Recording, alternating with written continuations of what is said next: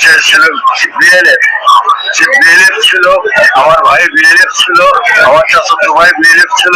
তারা ওদের ট্রেনিং দেওয়ার পর তারা কোনোদিন রাইফেল হাতে নেয় নাই।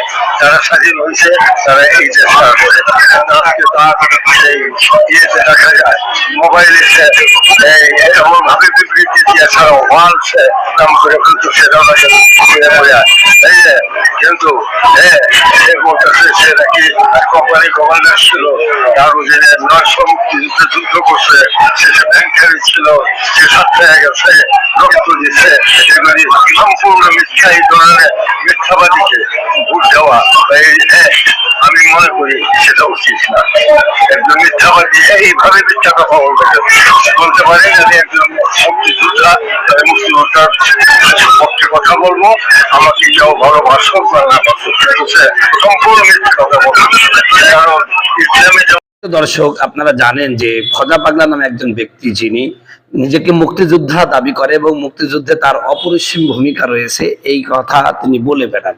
কিন্তু সাম্প্রতিক সময় আজকে সেই এলাকার যিনি কমান্ডার, যিনি তাকে দেখেছিলেন, তিনি বলেছেন যে খোদা পাগলা মূলত তিনি মুক্তিযুদ্ধে ট্রেনিং দিয়েছেন, কিন্তু রাইফেল তিনি ফেলে দিয়েছেন, নেন নাই।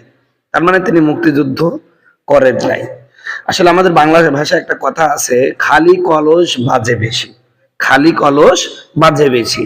দেখি আমাদের বাংলাদেশে যারা মুক্তিযোদ্ধা এবং ৭১-এর চেতনা নিয়ে খুব বেশি কথা বলে, আপনি খোঁজ নিয়ে দেখবেন আসলে ওরা কি, আসলে ওরা মুক্তিযুদ্ধও করেনি, ৭১-কে লালনও করে না। ওর বাড়িতে দেখবেন সবাই ইংলিশ মিডিয়াম, ইংলিশে চলে, হিন্দি ছবি দেখে, বাংলা ছবিও দেখে না, এইরকম একটা অবস্থা। তো যাই হোক, আমি মনে মনে ভাবছি যে এই লোকটা কি সত্যিকারের মুক্তিযুদ্ধ হবে। আমার সন্দেহ হতো, আজকে সন্দেহ সঠিক হলো। আসলেই সে মুক্তিযুদ্ধে তেমন কিছু, তিনি ছিলেন মুজিব বাহিনীতে। মুজিব বাহিনী এই সমাজে কি করেছেন, মুক্তিযোদ্ধাদের পক্ষে তো ছিলেনই না, বরং অসংখ্য মুক্তিযোদ্ধাকে তারা নিঃশেষ করেছে, এটা আপনারা সবাই জানেন। তো এখন আমাদের দ্বারা এটাই স্পষ্টভাবে প্রমাণিত হলো, মানে আমরা যেটা বুঝতে পারলাম আর কি, আমাদের দ্বারা না, আমরা যেটা বুঝতে পারলাম যে আমাদের সমাজে যারা বেশি বেশি কথা বলে ৭১ নিয়ে, মুক্তিযোদ্ধা নিয়ে, তারা ম্যাক্সিমামই এই কোয়ালিটির লোক। বিশ্বাস না হলে যে ভিডিও দেখ।